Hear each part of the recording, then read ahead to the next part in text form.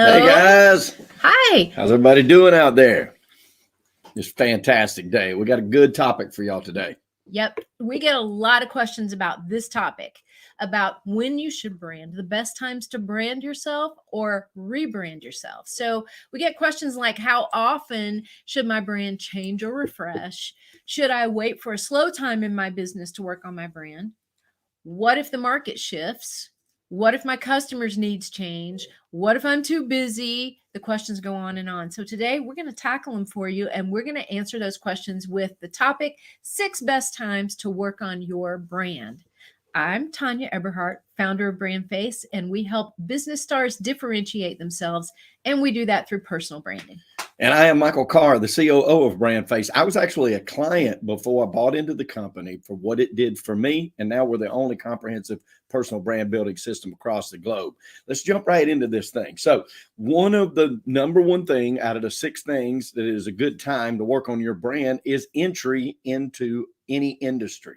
So if you're initially starting in a new industry, and you can build a brand even if you're starting fresh in that industry, right? Which is important because most people would say that I don't have any experience in this. I don't have this backlog. How am I going to build this brand? I don't even know what I'm doing right here yet. Yes, that is actually the time that you want to start building your brand because you can define it and move forward, right? And it's possible to find your focus, which is important to your brand, your differentiation, which is crucial to your brand, and your direction, even if you're stepping into a new industry for the very first time, right? And you do this by looking at what you have to offer, not necessarily who you are, right? And what kind of business you want to create. So entry is the very first time that you would definitely want to work on your brand. Mm-hmm.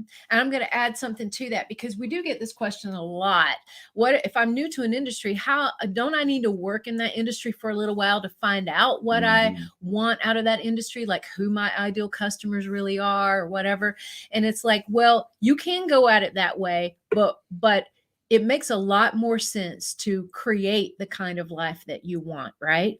So if you are going into an industry, you're going into it already because you have a passion for something about that some industry. draw to that industry. Exactly. And what is that passion? Well, that's one of the things that differentiates you. You define what that looks like. And then, okay, well, who's my ideal customer? The question is, who do you want it to be? Who do you want? Who do you enjoy working with? Even if you worked with them in another industry, what kind of personalities, what kind of traits, what kind of character do you want to work with? And so you can start there because I can tell you one thing, what people know, they know who they don't want to work with. Yeah, that's for sure. They'll figure that out quick. Real quick. So the second best time to work on your brand is re-entry into an industry. So we've heard from lots of people who left an industry and then later came back for various different reasons. And sometimes scenarios. Sometimes you return to what you know. That's right. A lot of people do that, actually. Sometimes that things can drastically change over a few years, though. So if you go away and you come back to the industry a few years later, you can face a lot of changes. So I'll give you an example. We have a client who is a veterinarian, and she spent probably about 8 years as a practicing veterinarian. When she decided she wanted to leave that industry as a practicing vet, and wanted to reposition herself as a national speaker and influencer in that industry, because she was very passionate about what she calls the common sense care of animals, a very pragmatic look about running a veterinarian office. So that did not require, however, a whole new brand redo. It just required a brand refresh because all the things that were important about her for that position and all the things that made her passionate and her story didn't change. It's just a reposition or a shift, right? So all those, so you can shift things. And that's one of the times it's necessary when you're re-entering an industry or kind of making a little shift in an industry.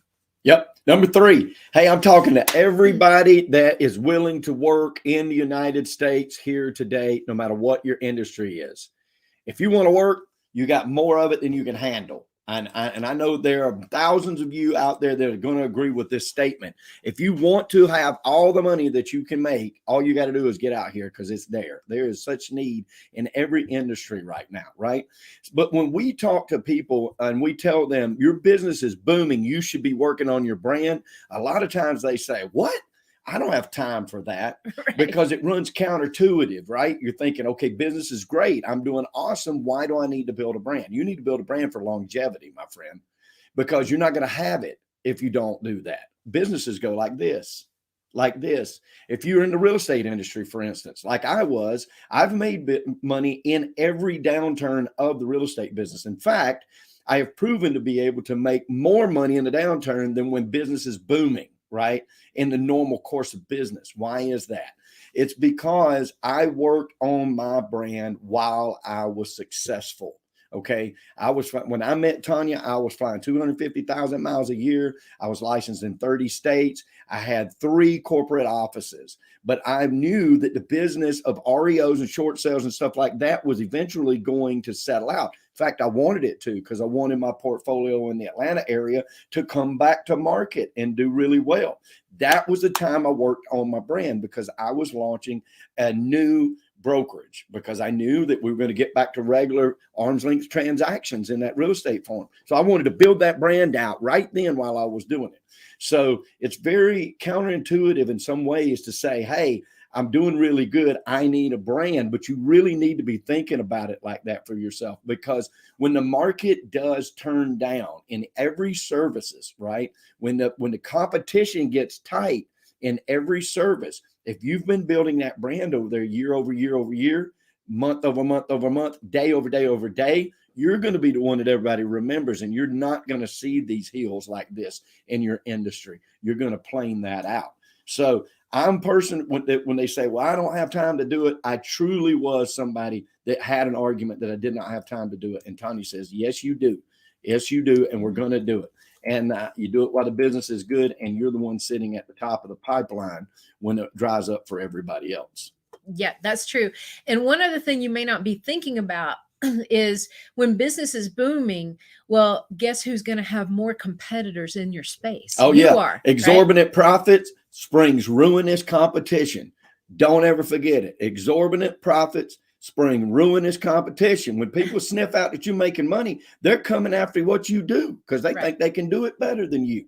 But if you've been building that brand consistently while you were making money and doing well, you got the money to spend on the marketing, you got the money to spend to put it out there and let everybody know. When that market does like this, you're still doing like this. Exactly. Yep. Exactly. And one other thing is we understand the time challenges. We know when business is booming, you are busy, right? Yeah. We are busy. And that's why we designed the program that we have that an average client spends 1 hour and 15 minutes per week in our program. That's period. It's done for That's you. it. We handle everything for you. And in 6 to 8 weeks, your brand is ready to go to define, developed and displayed and ready to put out. And there. You'll be able to make money with it first week. It's happened many times. Okay. Reason number 4, best time to work on your brand is, let's just take it the opposite look at the direction. other side of it. When business is slower, right? Mm-hmm. Most industries, as Michael said, will have a very cyclical nature. Business is always up and down, and you may experience some slow periods. Maximize that time by working on the most important thing you can work on, you. Yes. So we always say, when you can't change the circumstances, change your circumstances. Mm-hmm. Besides, if it's that slow, what else you got to do? I know, right? Make a plan. That's true. That's true. Plot your work and work your plot. All right. Number 5, when long-term opportunities in the market appear. Okay. That's definitely when you want to do this. Okay. Let's go back to my industry. Remember the mortgage debacle, 2007, 8, 9, 10, 11, 12, right? Especially in 9 and 10, things were ugly, right? This affected all types of business. It broke down pipelines and all kind of ancillary businesses, not just in real estate, not to mention the fact that it destroyed a lot of values of that time. And anytime there's a shakeup, that means that, yes, opportunities disappear. They're going to, flutter away from you. But I promise you, new opportunities always appear when something else is growing out of that decay. And it happens in all the time. So don't be afraid of things like that. I talk to people all the time. They're like, oh, when's the market going to crash? I'm like, what market are you talking about? You know, the tulip market, the orange market. Like, what market are you talking about? They don't know what talking that. Why would you can't look for that? When you're prepared though with your brand, and it does happen, and you've got your focus on that, sometimes you need to shift it just a little bit. My example was I was a regular real estate agent and an investor, doing good, had my portfolio, market tanks. All you see on the news is how mortgage debacle has ruined everything, right? I shifted my focus just a little bit, kept my brand, moved into the industry, blew up in that industry, saw that industry, the REO and short sales and foreclosures start to go down and really go down on that, shifted my focus just a little bit, still haven't changed my brand. And then I put it towards where that it needed in that market. So no matter what business you're in, you're going to see those fluctuations. And sometimes it's just a tiny little adjustment because you still are the same person. You've still got the same experience, right? The reasons that you do what you do have not changed. And you don't have to do this entire like rebrand. It's really, like Tanya said earlier, a refresh. A refresh. Absolutely. Okay. And so final number 6, best time to work on your brand. Well, this is when your brand is not defined, developed, and displayed properly. We've saved like if you don't have one. Yeah, exactly. Or if you think you have one and you actually don't have one. We've saved the most important for last. In fact, none of the other 5 reasons matter at all if this one is not dialed in, right? This one trumps them all. So, you know, if you are wondering if your brand is properly defined, developed, and displayed, well, we have an awesome tool for you. It's free right now. Okay. So if you go to brandfacescore.com, brandfacescore.com, let me type this in here, brandfacescore.com.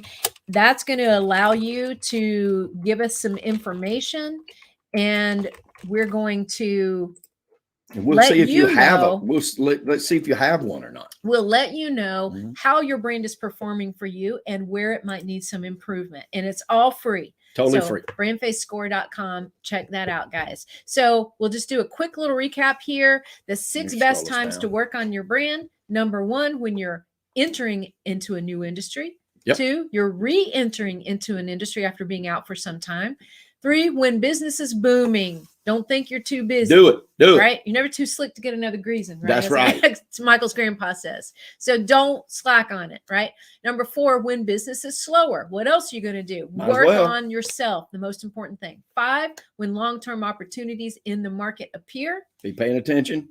And 6, when your brand is not defined, developed, and displayed properly. That's right. All right. And if you guys like what you heard today, if this helped you guys in any way, hope it does. Please like it, love it, share it, and ding, subscribe, guys, so we can keep delivering this kind of content to you and help that bolster that brand. Exactly, guys. Hey, it's about prosperity. And when we talk about prosperity over here, we're not just talking about money. We're talking about the true 360 of an abundant life that we honestly wish for every one of you out there. But we know right here at BrandFace that prosperity favors the bold. So we say be bold, folks, especially with your brand, especially in 2022. It's going to be a fantastic year across all industries. I'm telling you, stay positive, keep digging.